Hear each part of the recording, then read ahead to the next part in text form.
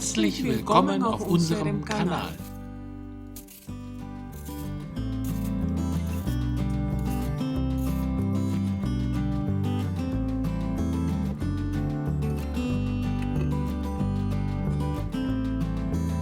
Wir haben uns für frischen Kabeljau entschieden. Du kannst aber auch andere Fischsorten verwenden.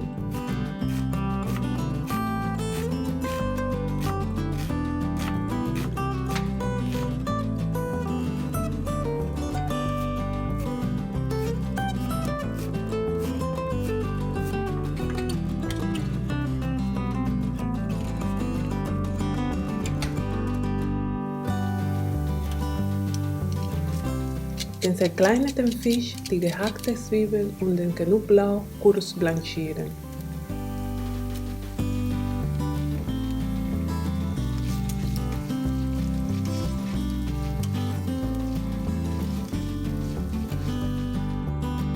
Wie immer findest du das Rezept und die Infos in der Videobeschreibung.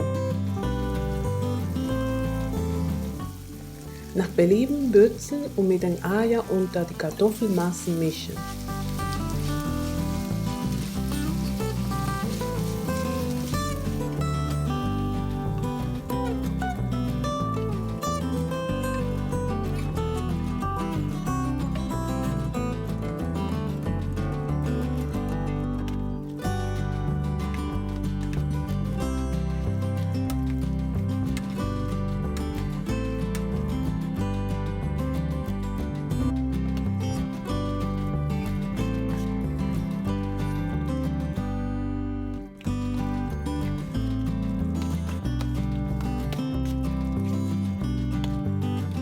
Wenn dir das Video gefällt, hinterlass uns bitte ein Like und ein Abo.